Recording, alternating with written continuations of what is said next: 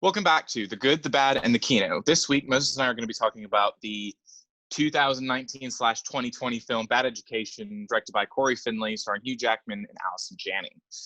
Moses. Oh, what's this? Is this a stack of embezzled money? What shoes that you're wearing? Speaking of embezzlement. No.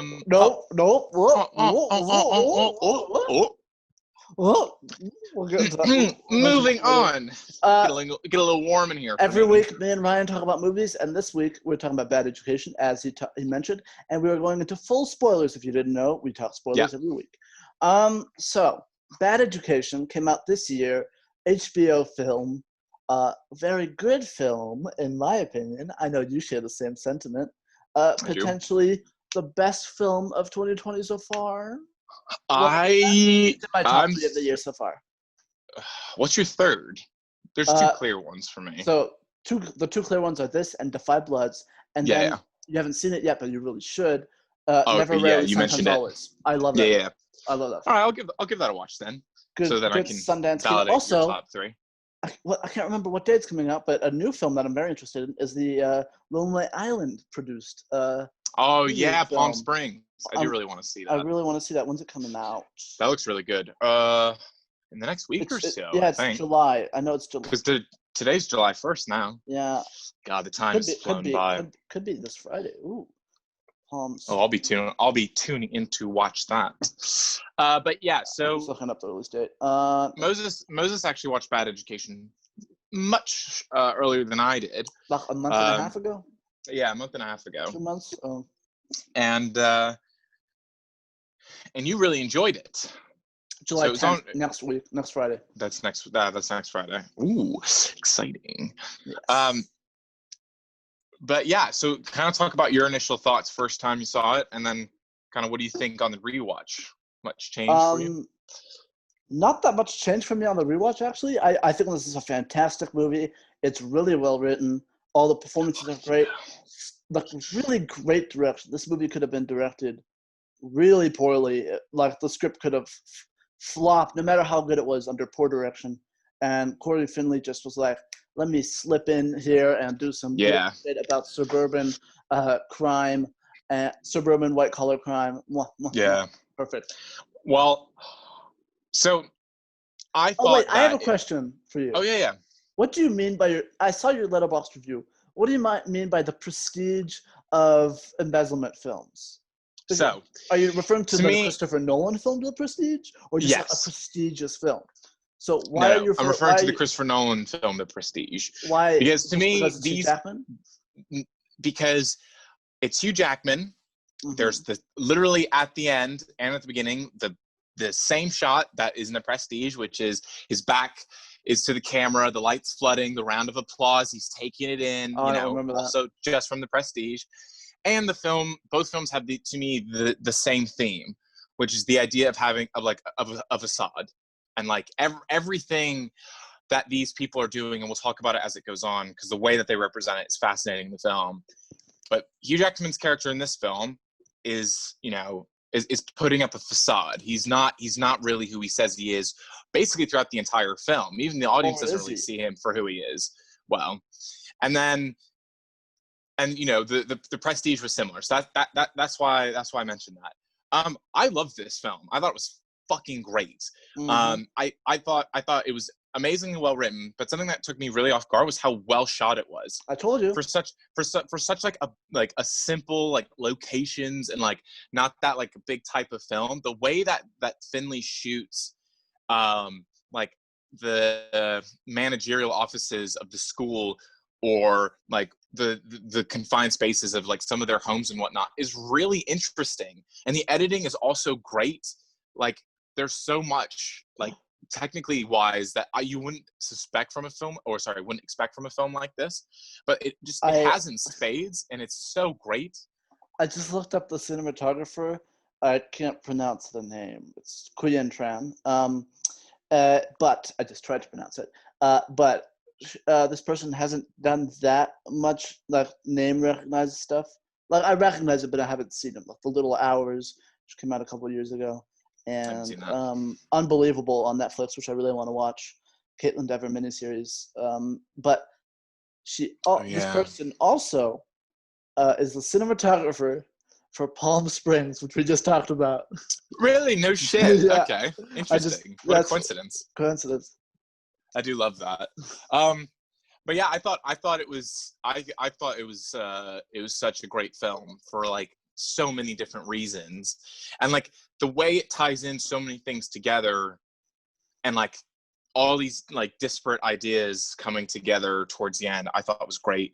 And honestly, one of my favorite parts of it is because it wasn't too well, it was actually a while ago now. It's like 5-6 years since I've been in American public school, but I still vividly remember how much pressure it was for the public school to be good, because like the district and like housing and all that like depends on how good the public school is. So suburban America revolves around the schools. And I like that this film took the steps That's to be like, wild. yeah, to show like the internal dilemma of like, yeah, we should report what they're doing is bad, but like this actually has really adverse consequences when like this kind of thing gets out. It ruins the community. But people do lose their jobs. It does affect admissions rates for students and whatnot. Like it is a serious thing, and I like that throughout the film. The reporter, Rachel, I like that she had that dilemma the entire time. That character is great. And Yeah, it that is. Yeah, actress she is is. great. I'm Yeah, she looking is. up her name. Geraldine. Her name's Geraldine Viswanathan. I'm not going to pronounce that last one Our name correctly, but pronunciations today are out of the roof. yeah, not very good. She's also in a surprisingly great comedy, Blockers. She's great in that movie. Yeah, that's That such a movie good is movie. surprisingly good. And do you know why Yeah, that it movie is is. surprisingly good? Do you know the story behind it? I do and I don't. So I might be getting the facts wrong, but to my knowledge, that's a movie where the screenplay's kind of been floating around Hollywood for the past 10 years. Like, Yeah, I've been trying to make it because it's just such a novel concept. But then yeah, um, a female director was hired, and yeah. she gave the script a pass, or someone else gave the script a pass.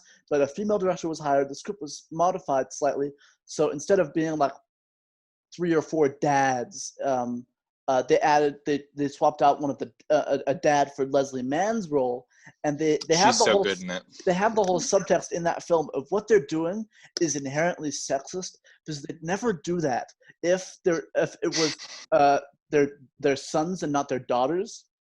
Yeah. And so the film points it out and shows that their hypocrisy in that Oh, situation. 100%. And Yeah, that's the original script apparently had nothing like that. It was way more just like tough daddy like sexist bullshit. well, a lot of scripts like that. I mean, we talked about The Five Bloods a couple weeks ago, but that was a similar thing where like it was an original script, was kind of in production hell for a long time, went to like the director who wanted it, kind of took the core ideas, revamped it, and the film was a lot better. Didn't Spike Lee write? Isn't that an original script? No, so Spike Lee actually, it was an original script about by someone else, by like 2 other writers, Oh yeah, I'm and it was seeing like other writers. it was about like white guys in Vietnam, like similar concept, like to go back, The writer of The past, present, all that. Rocketeer and The Flash. Right, and then the 90s. and then Spike Lee got a hold of it and was like, we're gonna make this black and make it about African Americans and like their struggles and whatnot. So like central idea, basic similar story structure, but like really punched it up and like made it more valuable. So anyways, back to bad education. Back to bad. I want to talk about actually the beginning and the end first. Okay. Because who's the first character we see on screen? Who's the first person who appears on screen? It's Ray Romano, isn't it? No, it's not an opening shot. The opening shot is like of the school. But the Yeah. first character, I picked this up on my rewatch because I wasn't paying attention the first time around. But the first person, he's not a character, but the first person you see on screen, Yeah. you hear Ray Romano's speech in the background. Right. You see a custodian using that machine, kind of waxing the floor. Oh yeah. And then the camera dollies over and transitions into the auditorium where Ray Romano is giving a big speech, and then you meet Hugh Jackman. Right. But the first character you see is a low-level worker making the school seem shiny and new and prestigious, while getting Yeah. paid next to nothing. Well, and keeping in. Oh, that's a great point, because that is Jackman's ethos later in the film. That's Oh, wow. Great pickup on that. Did you also pick up on like the leak metaphor? Oh yeah, of course. Yeah. I thought that was good quite, shit. Yeah, I thought that was quite No, clever. The waxing point, that's an excellent point, Moses. I didn't even think about that. No, but I was just like, but I loved how the film opened with him preparing himself, and you never see a full shot of his face until he stepped out. It's you get the nostrils when he's picking out the hairs. Right. So you get like the close-ups of him like preparing himself, ready to go out. You still never see his full face, and then once he steps out, and I love the shot because it's him all smiling, all prepped up. Again, it's all a facade. He's put the makeup on. It's not real. It's this big generous smile, hiding so much shit about him. Mm-hmm. And then just right behind his corner is that number 4. And I love that because it's like that number and where he wants to go, which is like getting the school to number 1. Really, that is his drive, and that is what is informing his exterior of being false and like hiding all these things, because the school is there because of him, but it's also not good enough for him. So it's subconscious for him on 2 different levels. And I thought that was fantastic, and the way that they set that up at the beginning. And then, of course, the ending, which like I felt like is relevant to talk about because it mirrors the opening, which I love when films do that. I love like cyclical. What did George Lucas say? It's poetic. No, wait. It rhymes. Is that what he said about like dialogue and editing or some shit like that? I don't know. I'm not sure. It's an infamous quote. But it is poetic, and I love that when he said he's in jail, and like he's like walking out, and like all of a sudden he's back in school. It's like a dream sequence, but he's going back, and it's the same thing, and he like walks out, but the way, and it's Jackman's like best part of his performance is in that, because at first he's so like appalled, like the look on his face is one of being upset, and again that number 1, like because in his dream he gotten them there, so number 1's behind his shoulder now, so it's like he's appalled at what he had become and who his true self was in the attempt to get the school to that point. So I love how his face transitions from like disgust and then almost like, no, he's buying into, again, which is why it's like The Prestige. He's buying into the fan fervor from the parents and the crowd, and he's letting himself believe it. So it's similar to Portrait of a Lady on Fire in one moment of performance. Are you pulling in together Portrait of a Lady on Fire, The Prestige, and Bad Education? Yes, because this is the most in that moment, thing you could do.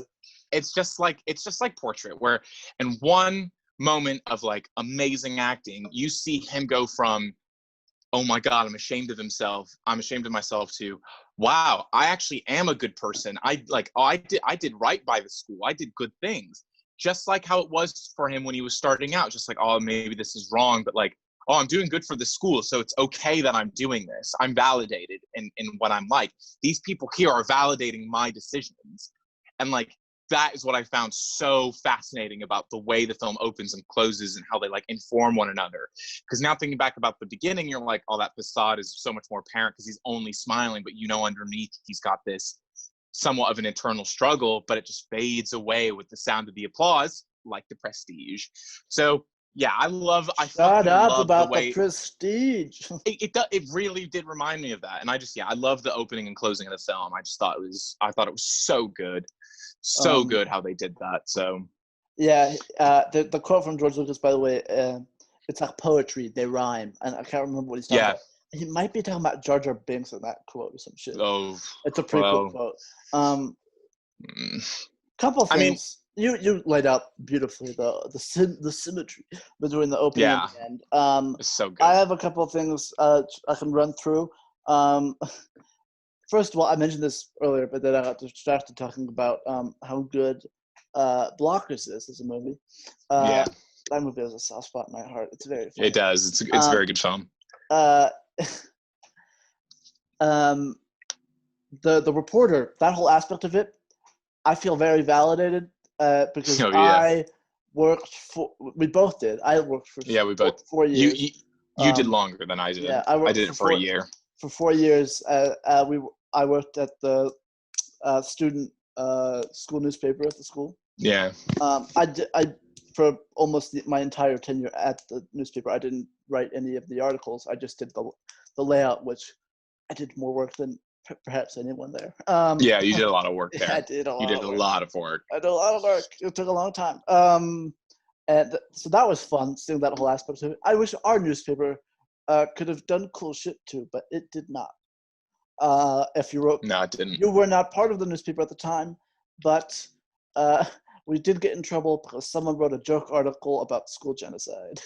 I remember. No, I remember hearing about that. Yeah, I remember like. It was the first issue that came out once your ex-girlfriend took over the newspaper, and that's what you probably remember. It's because she got. Yeah, I remember she was upset.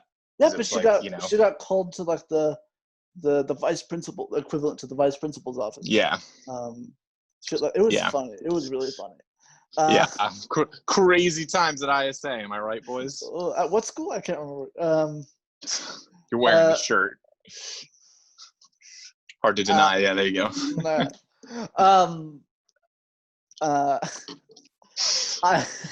It's okay. Recover. Come on. I can recover. I did it. So Allison Janney's character from the first. Oh yeah, I wanted to talk about that. Yeah. First of all, she's one of the closest people to Hugh Jackman, and she definitely knows he's gay. By the way, she definitely knows.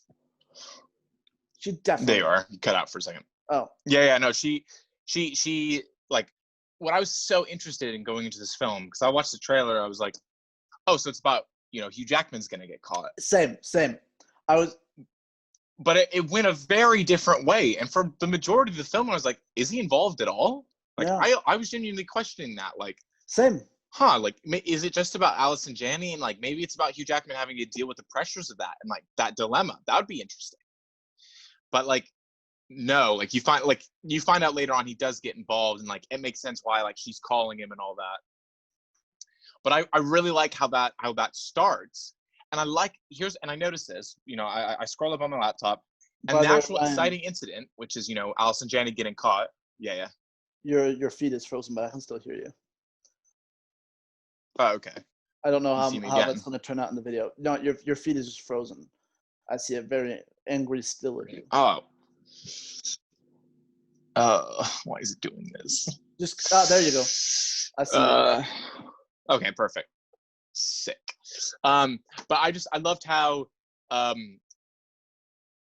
the film took its time in its first act, because I scrolled up and the inciting incident in the film is supposed to be within the first 20 minutes, but she doesn't actually get caught till a half hour in, and I actually like that because they use that extra space and time to set up Rachel's character, Hugh Jackman's character, the dynamic with her and her family, and the way she's kind of flippant about it, so that like then her kids are flippant about it, which is why she ends up getting caught, and like the way that the school functions, the bureaucracy behind it.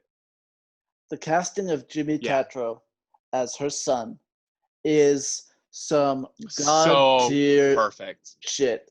We've talked about American Vandal before. He is. Yeah. He's also brilliant in that show. A fantastic sequel, 22 Jump Street, if I remember correctly. Yeah, he's so good in that as well. Yeah, better than the first, in my opinion. That 22 Jump Street is so good. It's so good.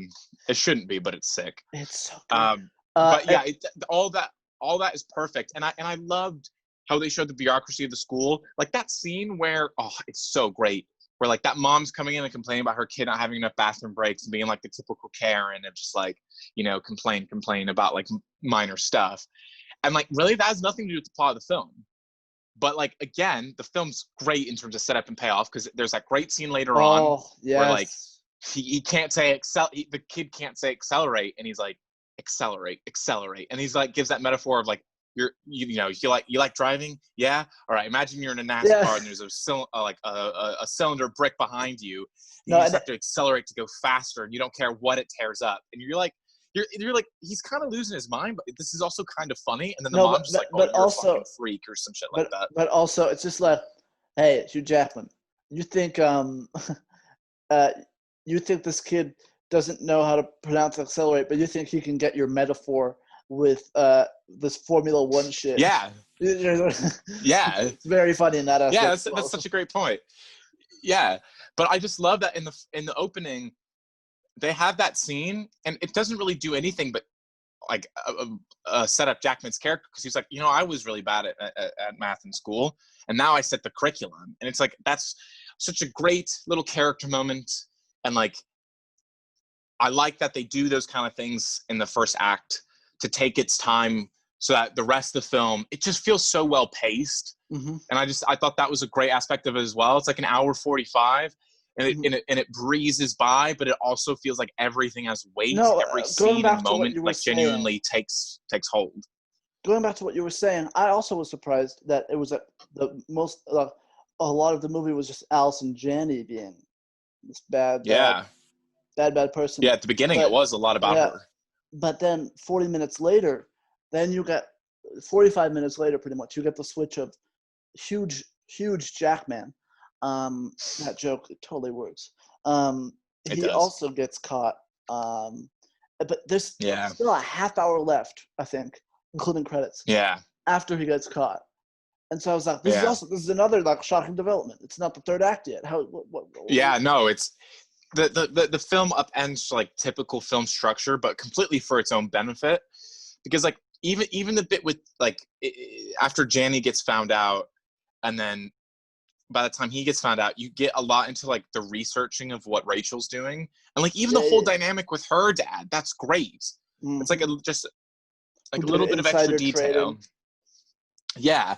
Well, who said he didn't do it, but he was witness to it, and he just let it happen, which is as bad. Yeah. And I thought that was a great scene as well between them on the couch, because it really elaborated her point of view, but also Hugh Jackman's point of view at a certain point, I think, as well. Just like he instead of actually saying something, he joined. He became a part of the problem. Also, and I thought that was really interesting. Surprise appearance from Alex Wolff. Yeah, I thought that was really cool. I thought that was a nice little bit of fun casting. As the snooty senior head of the student newspaper. Yeah. And I just, man, I love the scene where Rachel goes to find out, the tech company of, who's paying the school, who's the school paying $800,000 like between the last like 10 years, I think they said, or something like that. Mm-hmm. And like they go to find out, and you find this guy, and you're like, huh, okay. And then you see Hugh Jackman coming, he's like, oh shit, not only is he he part of the problem, but he's also fucking married. Because early on that was a part as well, early on when he becomes not becomes gay, but when you find out he is gay. He becomes gay. Well, when you find that out, I was like, oh, maybe he's exploring a different part of his sexuality after his wife died and all that. And then that, to me, again, the way that they laid that out was like, oh, shit. He had a husband the whole time. There might have been no wife. Like, this was all like, again, it's all a facade for him to get, like, to do better. Like, and that's an interesting part of his character, that he felt he had to lie about his sexuality and who he was to get in better with people at the school and the parents and whatnot, so that he could achieve what he wanted to achieve, which again is an added aspect of why he felt it was necessary for him, or like why he validated himself in taking all that money. So what you're saying is that Hugh Jackman's character in Bad Education is actually secretly a descendant of Robert Angier in The Prestige? I do. I do. Same character. Wait, he's actually a clone? He's actually a clone. He's the clone that survived. Oh my god! He's blown this face wide open. That's kind of sick. Oh, and he had to make all this money and embezzle because he needed to make more clones because he was dying. The surgery he had in the film was like repairing his clone skin. Like, man, this is The Prestige Part 2, 100 years later. And Corey Finley pulls off the mask, and actually it's Christopher Nolan, and he doesn't want you to sit in a chair. Oh no, let's not have this conversation. I know it really makes you upset. You don't want to have that conversation because it makes him look like a piece of shit. The actors validate it. Yeah, the actors who talked about being on set were like, we like how this works. I don't care though. I don't care. I understand for you and still like your personal back issues and whatnot. It's not it's ableism. I'm pretty sure if he had its someone who finest. had an issue, I'm it's a pretty sure weird if someone had an power. issue, he would let them sit down. It's like he's not a megalomaniac. Okay, so he won't let actors sit down. Everyone else can sit.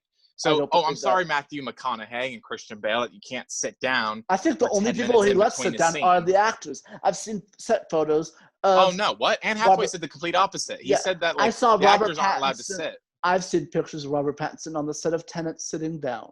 So, well, and maybe Nolan went over there and just whipped him back into shape. How dare you sit down? Get up. Also, start working out for Batman, you skinny bitch. Yeah. How dare you not have big pecs for, a character? You disgust me. Ugh. What do you mean you're not putting your body through hell so you can play this fictional character? How dare you? Yeah. You disgust me. Why don't you just ruin your body and life for me, the fan? Thanks. But I didn't even make the connection that Robert Pattinson is in a Christopher Nolan movie and he's about to be in a Batman movie. I thought about that as soon as he was cast. I didn't think about that at all. Because I was like, he's going to be in Tenet. Worked with Nolan. Did the Batman films. Cool. But I like the whole that whole exploration of his sexuality, especially in terms of where it goes towards the end of the film. And the way that was revealed and laid out, and even that conversation he has. And like, again, I do think that this is probably my third favorite Hugh Jackman film and my third favorite Hugh Jackman performance. Your favorite, let me guess, Logan? That's my favorite film of his, but his best performance is Prisoners. Prisoners, yeah. Prisoners is his best performance. Mm-hmm. Prisoners is his second best film. And then this is his third best performance and third best film for me. It's a little joined I don't know how I would rank his stuff, but definitely. Prisoners. I've seen the majority of his films actually. There's very few ones I haven't seen. The Greatest Showman? That I've not seen. The Greatest Showman and Darren Aronofsky's The Fountain are like the two big ones. I have seen The Greatest Showman. He knows how to twirl a hat. Yeah, he knows how to sing. Oh, he knows how to sing, baby. Yeah. Excuse me, Ryan. Why did you not buy tickets to see his live shows? Did you know he went on tour? Yeah, I wish I would have, man. That would have been so cool. You could have gone. He went on tour. He's such a talented person. He's so cool. He's he's a great family man, and just like he's so pure. You haven't watched all of 2012's Les Mis, so you haven't seen enough. I haven't, but that's just because do I need to see more? I will say the first hour and 45 minutes or the first 2 hours. The first 2 hours, Jesus. What does that say about the movie? The first hour and 45 to 2 hours of the movie slap mostly. And then the last hour is just like, you have won, you're welcome. Bam. Like you've won. So basically at the 2 hour mark, you just shut it off. And that's that. Yeah. That's what you're telling me. Yeah, okay. Pretty much after, I would say after Javert dies and after Empty Chairs at Empty Tables, like that whole aspect, when it moves on to more like, Hugh Jackman's getting old and they want to get married, just be like, nope, shut computer down. I'm good, thank you. I had the cool shit. Can you hear the people saying, I don't know. From what I remember, yeah, Can You Hear People Sing is definitely the best song. No, there's One Day More, without a doubt. Then there's One Day More's good, but it's when you hear the people sing is the best song in Les Mis. Empty Tables. Oh, good shit. Yeah, the song's Les Mis is good, and I remember Jackman being very good. I mean, he's such a great actor. His voice gets irritating as the movie goes along. Well, that's a lot of people's voices get irritating in that film. Every actor on some level is irritating in that film for me. Like Anne Hathaway, she won an Oscar. She's great. But that the accents in that film are just not good. But anyways, back to Bad Education. Yes. I think like his performance was great because like he does all these things, but he has this great moment of like menace when he sits down with Rachel outside the school. And like he kind of outlines the dilemma, but he's not as rational about it as he was earlier in the film when he was outlining it to like Ray Romano and the board. He was way more intimidating, and you could feel that because you could tell like the ground that his feet were standing on was kind of sinking beneath him. Yep. And I found it to be super interesting that like you can see in his acting, like the character become like a bit more desperate because he has more at stake than just like getting found out. Like in terms of like the money, it's like he found out he's gay, you know, found out by his husband that, you know, he's with another man, like all this kind of stuff. Like a young boy. Yeah. A young dancer. I don't know if you've seen it, but he's from Blind Spotting, and he's a really good actor. I haven't seen him in both films. You'd actually really like it. It's a very good film. But it's don't tell me what to like. Yes, sir. But I thought, you know, that aspect was good. And I loved the ending when he kind of flies away, and then they're in that nightclub, and then that song kind of transitions over all the characters as like everything's beginning to get wrapped up. And especially, again, I love the way it's filmed when they're in the car at the end, and like there's no exterior shots. You know, the camera stays in the car. It's like, look, I left $33,000 for you in the top dresser drawer.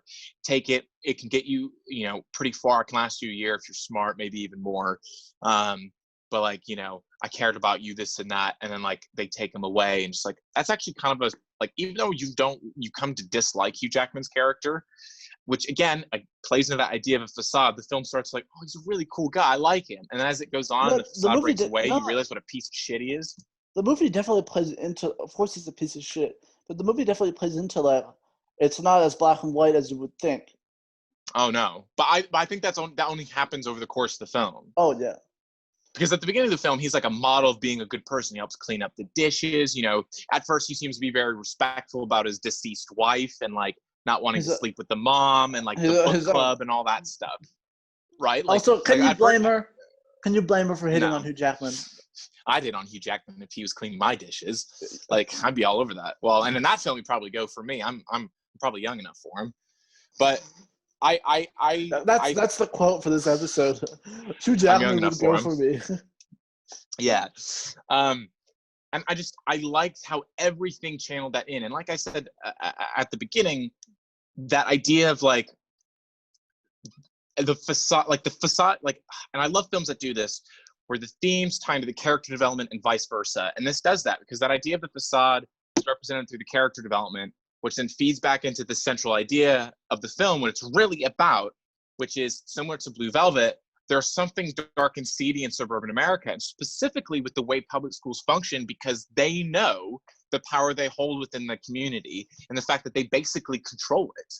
And how that power goes to their heads and why they think that they're self-validated in what they're doing, and just like that whole toxic environment. Yeah, and I think all these characters really well shown. In Allison Janney's cousin's character, her at one niece, point her niece.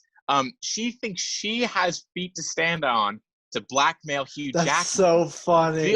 Literally the audacity of that, and like the naivety to be like, that actress I'm new to this, but like, oh, she's perfect. She's like, no, but perfect.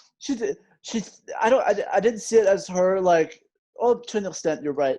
But I also just saw it as her like last ditch effort, and she's just like, you know, yeah, I know what you did with what's her face. I can talk. Yeah. And then is that from Macy's or is that from the? Yeah, that was sick.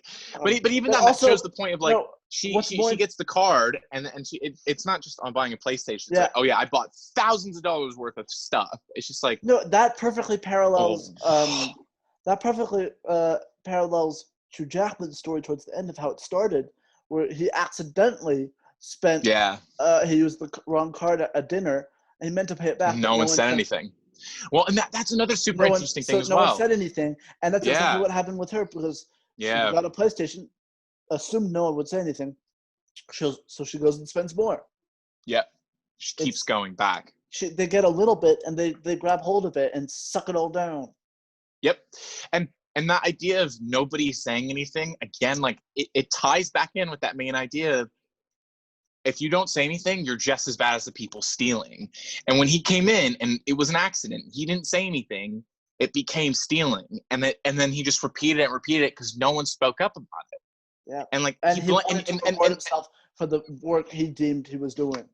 Which I thought was like such a cool Yeah, because they like could have just gone character with motivation, man, because man, that's man very true bad. to life. Yeah, They just could have been like, bad man steal money, yeah, everyone else good.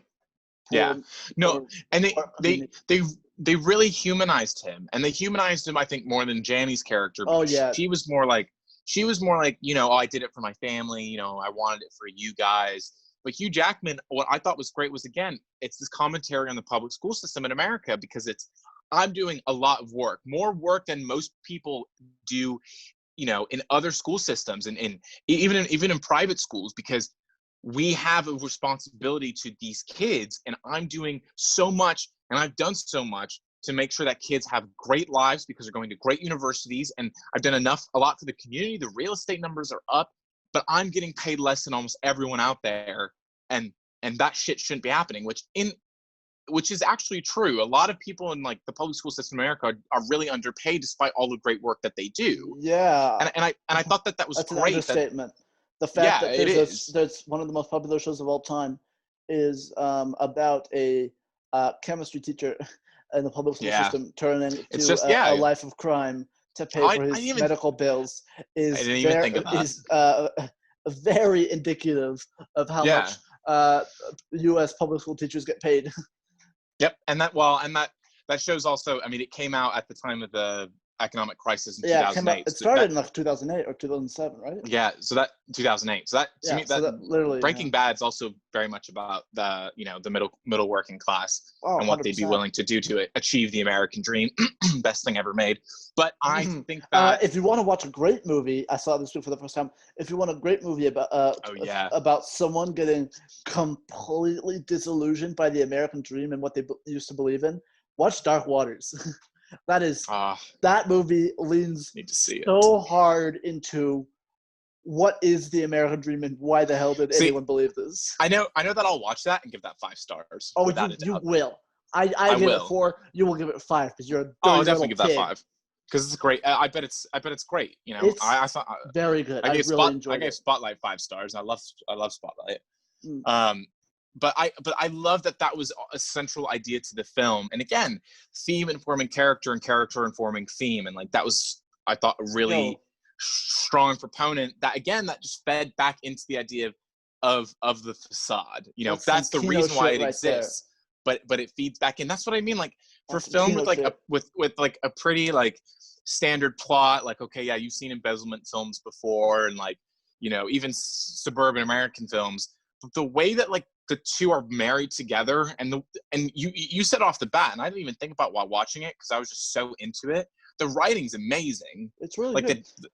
the dialogue, but also you can tell in like the scene descriptions as you're watching the way that certain things play out in given environments. Like, I love, and I think it's like the major still from the film. When I first heard about it, it was the shot of like Ray Romano, Hugh Jackman, and like the board, the bleachers. like, yeah.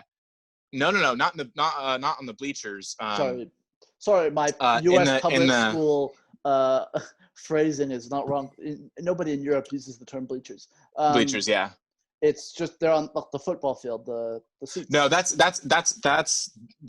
Janny and Ray Romano, which also Janny. No, the first Janny and Jackman, and then the first still that was released was with Jackman, Ray Romano, and the board sitting in that tight, confined space. Oh, you're right. Looking like towards the camera where Janny is sitting. It's the poster, or one of the posters. It's the posters. But there's also one of Ray Romano and.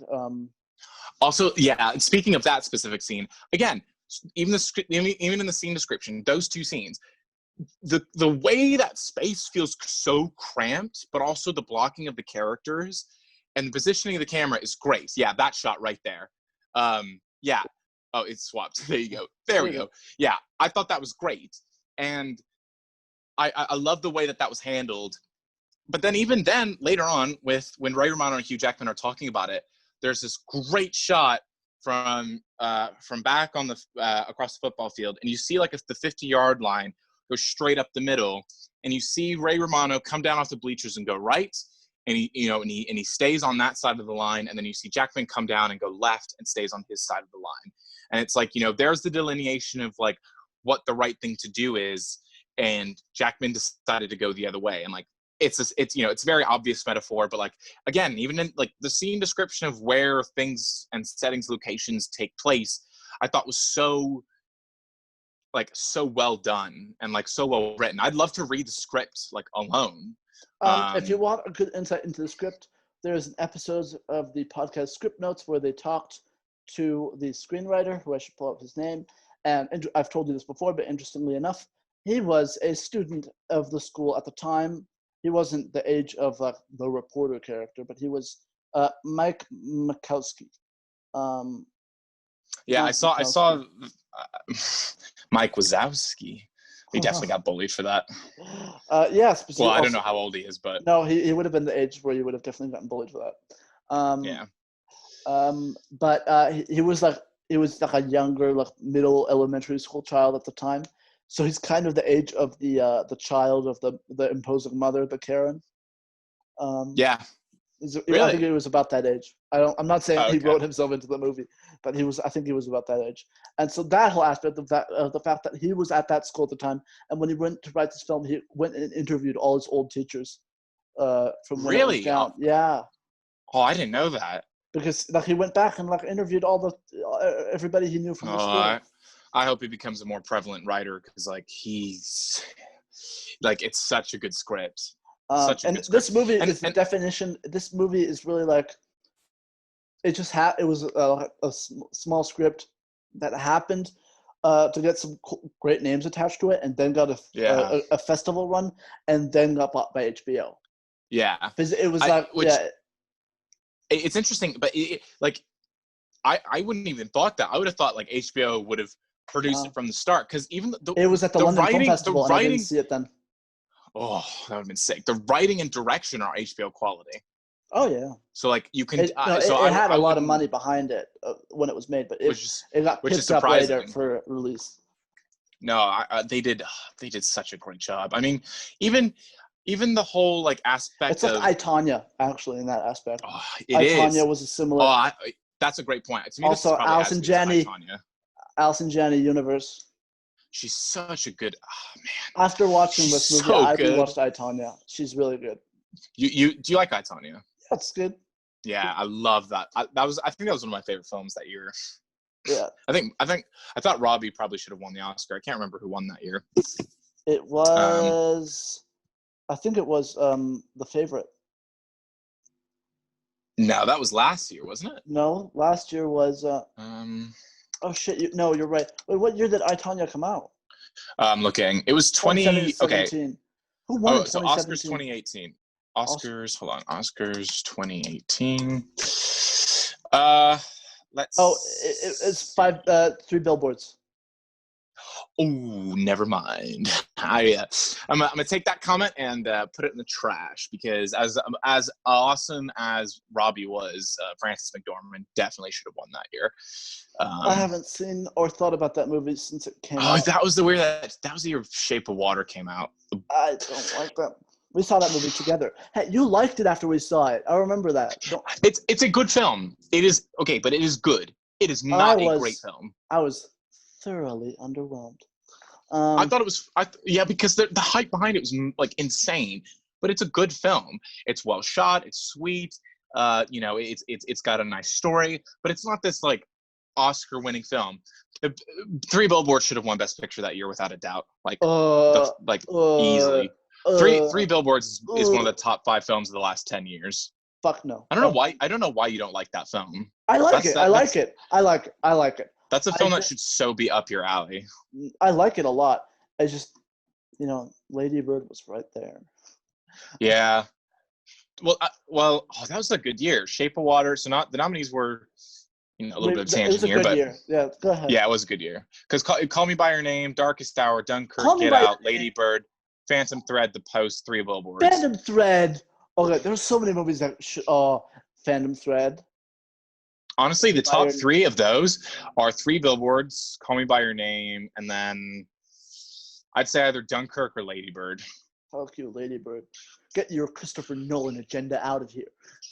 Well, the fact that I didn't put Dunkirk as 1 or 2 should be telling you that I think Dunkirk's a great film. I also like Dunkirk a lot. It's not I thought there were other better films that year. Not like it's not every time a Chris Nolan film comes out where I'm like it's one of the best films. Well, okay. Normally I'm like it's one of the best films of the year, but I'm not like it is the best film. I saw someone repost a screenshot of a half-star review of Lady Bird from Letterboxd, and the review was something like, wait, I can pull it up. Keep talking about bad education. Bad reviews for good films are so funny on Letterboxd. Keep talking about yeah, but I mean, honestly, I think we've talked a lot, like about a lot of the stuff that I really fell in love with the film. I thought the editing was also like I noticed it, especially at the beginning, like it was really clean. Oh, there was something I wanted to talk about. I want to talk about the music. Oh, yes. Because the film is really operatic. Yes, I love that. The music, it's all orchestra music except for one song at the end. Oh, the end credit song slaps. I added it. I wasn't even talking about the end credit song. I was talking about the song that's in the nightclub that plays on. Okay, then two songs. What song is that? I meant to add that to my library. It's fantastic. Also, the way that plays out in the film is great. Oh, the score was composed by Michael Abels, who did Us and Get Out. Great composer. Yeah, especially in Us. Yeah. Us is a better film than Get Out. Just saying. It's dumber, but it is more fun. I think its message is so much more subtle than Get Out's, and I give it so much more props for that. Because Us is doing multiple things at once, and they're all excellent. Versus Get Out, it's doing one brilliant thing. I love Us. Us is awesome. Okay, I Jordan found the review. So this is a review from 30th of June 2020. So very recent, yesterday. Mm-hmm. The review is by Community Reference. Annie's Boobs 88. What a show! What a reference to the Community. And the review is Lady Bird half star. I don't get the hype for this film. If you want a story about some white girl who hates the world, just ask any girl with colored hair on the New York City subway. At least their stories probably involve meth and prostitution somewhere along the line. I do like that. Half star. That's also funny because like in an like alternative world, like that's what Lady Bird becomes when she gets to New York because she still hates the world. So that's just like her, her future. Instead of her turning into Greta Gerwig. Oh, it's great. I still think Lady Bird's a bit better than Little Women. In my opinion, get the fuck out of here. Little Women was a great film, but you need to rewatch it. Bitch. I do. I've only seen it the once. But yeah, we're gonna watch it together. I'm gonna sit down with you and make you watch it. When we get back, we will do that. When you get back, I'm gonna prop you down in a straitjacket with those Clockwork Orange eye thing. No, I thought it was a great film. No, I want to rewatch it. I want you to never look away from the screen even for 1 second. I won't. You tell you what, you can take my phone away. I'll be unreachable for 2 hours and 15 minutes. I thought that. So, anyways, yes, with Bad Education. I need to pick up my notes.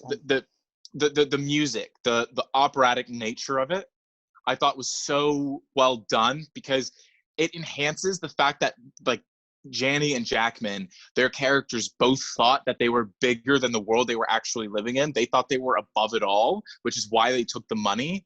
So like the operatic makes them feel like, super confident and like this epic kind of feeling. But also opera is about tragedy, and the film's really about that in a sense. It is somewhat of a tragedy, not for Janny's character, but for Jackman's, because he got into it for the right reasons. He wasn't a bad person. He just became one. Yeah. And like I get the sense that Allison Janney was always a shithead. Yeah, but Jackman wasn't, and like that's what makes his facade so believable, is because he is partially a good person, but he's doing a lot of bad things, and like he's been corrupted by that, and like that's the tragedy of the film. And I love the use of the music, because at first when it started, I'm like, oh, they've used that a couple times, but like towards the end of the film, like, oh, I see what you're doing here with the music. Very clever, Mr. Finley. Very clever. I have a couple notes. I love the fact that at the start of the film, him being a good educator is the catalyst for his undoing, because he's like to Rachel, like, hey, you don't need to make this a puff piece. You can dig deeper. I love that. Yeah, I did want to mention that. It's like he was his own undoing in multiple ways. Yeah. I love that part of it. You mentioned the sequence where he gets arrested is so good. It's a good. One last dance before the party ends. Yeah, and I liked the way they played that, where like he was like really like again, there's so many small moments that mirror his journey. He was really hesitant to get into it, but then his boyfriend brought him in, and then he was feeling it and feeling like the music, the colors, Also, like the whole vibe of the who environment. doesn't want to see Hugh Jackman dance in a semi-Hawaiian shirt or whatever he's wearing in that scene? Sick. I should have worn my Hawaiian shirt. Damn. Me too. Well, damn it. I love my Hawaiian shirt, even though most people don't. On the podcast now, video, we need to have more themed clothing choices. That's a good idea. I'll explain why I'm wearing this shirt in a second. Yeah. But I thought that was a great scene because it was like, just like with the money thing, bit hesitant, unsure, then he gets sucked into the world he's in and just like, he's just living it up, having a great time until it just comes crashing down. Last week we should have worn 18th century dresses. Oh yeah, those are so. I just had one in my closet hanging up right now. Right there. Also, recently dry cleaned and pressed, ready to go. And the week before that, get our Vietnam War paint on. Shit. Next week for Watchmen, I'll be Dr. Manhattan. I'll get my dick swinging out in the pod, and there will be no issues with that whatsoever. I don't think our episode isn't going to be hosted on YouTube next week. It's going to be on Pornhub. Yeah. That'd be so funny. Are there any podcasts on Pornhub? I bet there is. Let's save the Pornhub conversation for post podcast material. No, we do it right now. So next week our episode's gonna be hosted on Pornhub. Subscribe to our channel there. Everyone's favorite supplement for YouTube. Yes, they really want it to be a supplement. They really do. I kind of admire that they're like, we're not just this one thing. That's kind of cool, but anyways. So next week you'll have your ball swing. Yeah. Just you can never be as good as him though, No. Especially, I'm not talking Billy Crudup, Dr. Manhattan. I'm talking, the Dr. Manhattan in the show, which I cannot match that. None of us can. Yeah, he's a. The entirety of next week's episode is going to be dedicated to talking about Dr. Manhattan's schlong. Talking about a mini-series will probably be the episode will probably be a couple hours. A good hour and a half will be just like, did you see what he's got? What is that back? Oh my god! No wonder Angelo's. Whoa! Spoilers. I haven't given a spoiler warning for Watchmen yet. Also, speaking of things, reason why I'm wearing this shirt, the high school we attended will not be named. No. I might be wearing my alumni shirt right now, but the high school we attended, turns out recently that something went public that maybe people at the school did some bad education level embezzlement. It's very similar. I don't know who. We're not gonna use names, but we're gonna. It's okay. Take bad education. Well, it's the same thing. There's not even a take it to anything else. It's literally the same thing. It's the same thing. Yeah. Not gonna say who though. No. But we know. We know. We know. And to be honest, I was thinking about that a lot while watching it. No. And thinking about the reasons, why did that person do that? Greed comes from somewhere. It's not just that person got paid a lot more than. Oh yeah. Yeah. Yeah. So Internet, it's less black and white. The first IB school ever, and the biggest international school in that country. We're not We're not naming the school though. No. No. I would never say the letters I, S, and A together like that. No.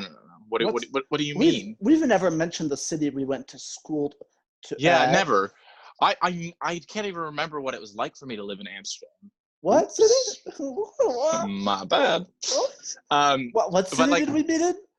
The Dam of Amps? Whoa. Yeah. Forgot all about that. But I did think about that, and I did think about it makes more sense for Jackman to be doing that than that person. Yeah.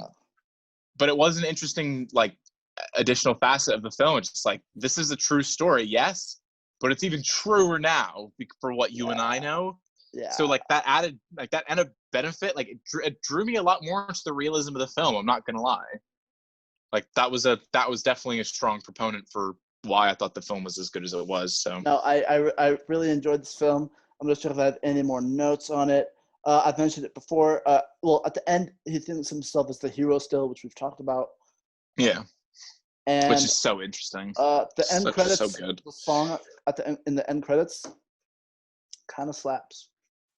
It does. The lyrics are very on the nose, but it kind of slaps. It still works. Wait, let me pull up some of the lyrics. Yeah. To prove my point. Well, do you have any additional notes on top of that?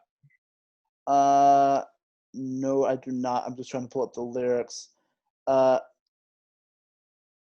I know I left too much mess and destruction to come back again, and I caused nothing but trouble. I understand if you can't talk to me again.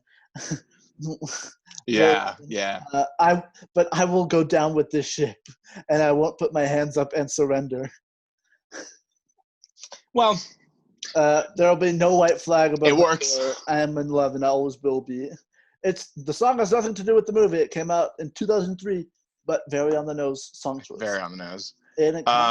But again, when songs play over the credits, I'm not really like bad on the nose. Subtle. Well, for me, wait, hold on. Do you have any additional notes though? Okay. Well, then I guess the final thing to wrap up for me was I gave it 4.5 stars, not because I didn't think like it just wasn't like, a 5-star film for me, but like I couldn't find anything wrong with it. I thought it was fantastic, but like you gave it 4. So like, were there any particular things about it you didn't enjoy? It's a very high 4, almost a 4.5. If there's anything I enjoyed that I didn't enjoy, no, it's, how you just said it's just not a 5. I feel like I can say the same thing about it not being a 4.5. Like it's missing a little bit of oomph, even though I thought it was fantastic. Okay. We talked about pacing a lot, and I didn't mention this, and I felt like maybe there were some points where it didn't slow down, but it didn't grab me as much. Yeah, nothing significant. There is. If I was really to nitpick, it would be between when Janny gets caught and you find out about Jackman that like there are some slow dips in there. There's some small stretches of the film where it's not as interesting and not as compelling. Super minor though. Yeah, like that's a nitpick for me. Yeah, that's probably my biggest issue with the whole thing. Yeah, and I'm also mad that the people involved at our school with the scandal are not as attractive as Hugh Jackman. Like, if you're gonna steal money or just like be hot. Yeah, come on. Give us some eye candy. Yeah, make it difficult for me to hate you because of how good you look. Yeah, be charismatic. Yeah, how dare you? Be a showman. Twirl your little hat, sir. Start singing. Come on. Imagine if Bad Education was a musical. Oh God. Stole the money. But yeah, I did think it was like, I thought this was such a great film and such a pleasant surprise because I expected to like it and like really enjoy it, but I knew I'd be entertained, but the level of depth behind the film like really took me by surprise. And like I give all the credit in the world to the writer and director and the performances, again, like bar none. Like Hugh Jackman did a fantastic job. Corey Finley did a fantastic job. I'm just gonna say Mike because I can't remember his last name. Did a fantastic job with the script. Like Makowski. I think Makowski. Wazowski. Mike Makowski. Mike Wazowski. But that was all great. The bit in Monsters Inc. when the old lady when he gets his hand squished by the old lady, scared the shit out of me as a kid. Oh, there's so many. When the lip sucking thing towards the end of the film, that scared the shit out of me as a kid. It was such a good film. It was the hands. I don't like hand thing. Hand squanched. Yeah, hands. I've known people that have like a hand thing as well in film or TV. Like when hands get hurt, you kind of you kind of freak out. There's a hand thing, and then there's a hand thing. Hand thing. Yeah. Oh. but anyways, yeah. So just for me, my final thoughts. This is such a great film. It's kind of hard to find, but if you're able to, please In do. Europe, Just it's because, kind of hard to find. I think most countries have some sort of service provider that like hosts all of HBO's stuff that HBO doesn't actually provide us. They're meant to be expanding HBO Max sometime in 2021 to Europe. I hope they do, because I would really like to rewatch this film. I don't. At a later date. I'm completely admitting my lack of knowledge when it comes to this type of stuff, but I don't get why partially they won't launch HBO Max in I think they always countries. do. I think they always do streaming services in America first to like test run it before they release it worldwide. Like Disney Plus, it came. No, they did the US first and then No, Europe. It didn't come to the UK at first, but it came to a lot of other European countries. It actually came to the not France, because when I went to see my parents briefly in around Christmas time in France. Before going back to America, it wasn't there. It wasn't in all European countries, but it was in the Netherlands. See, to me, that's dumb. That's more stupid. It was beta tested in the Netherlands because I had an early version of it before it went. That I do remember in the US. That makes sense, but to me, it's so dumb if like to release in select places around the world versus like, okay, we're gonna try in one country. Okay, looking good, great. 2 months later, here you go, everybody else. Yeah, there's legal shit and shenanigans involved. Yeah, there is.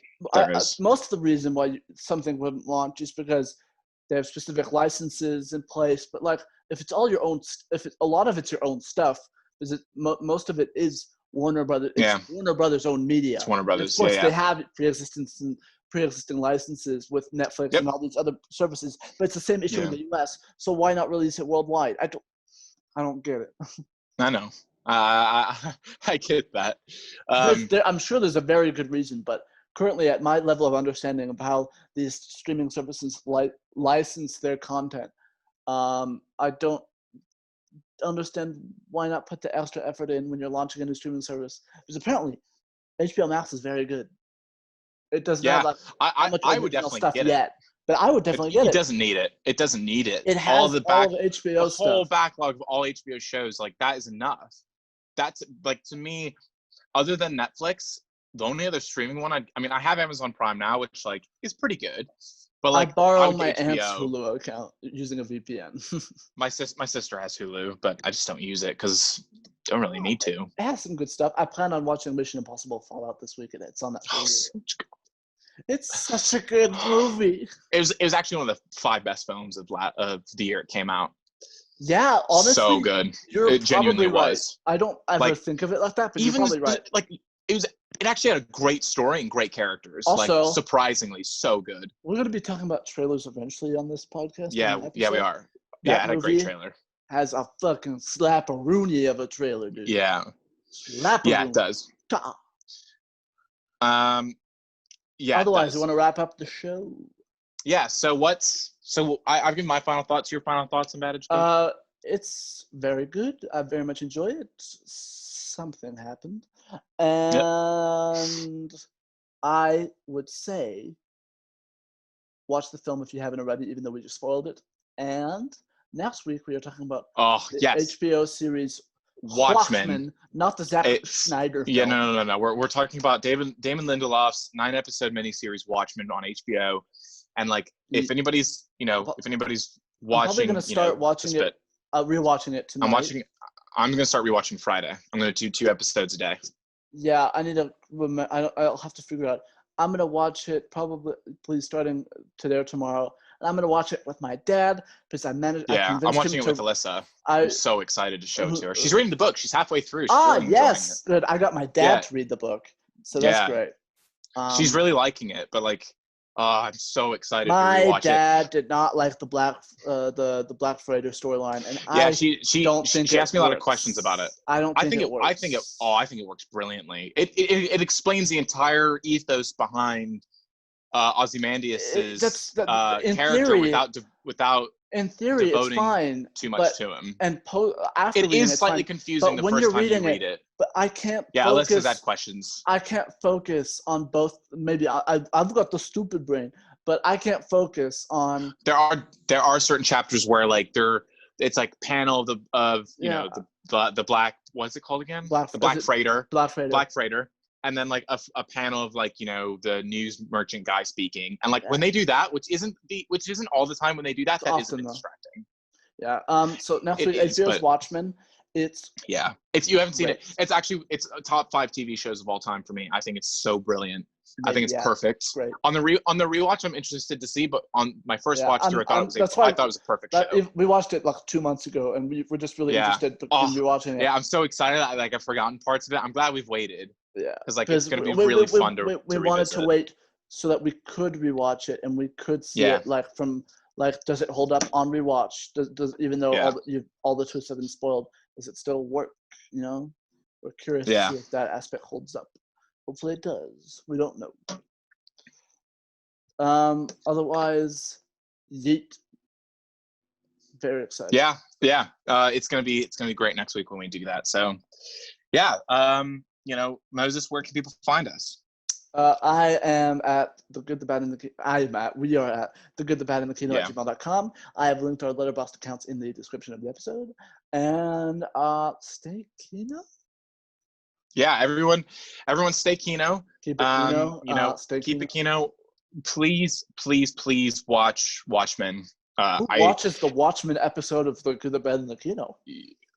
Everybody should, and everyone should watch that show, especially because it's so topical right now. And like even on that basis, it's great to enjoy. So, you know, tune in next week. We're so excited about that, and you know, everyone, you know, continue to stay safe and have a good rest of the week. Yes, very excited. Yeah, stay Kino, everybody. Stay Kino. Bye. Bye.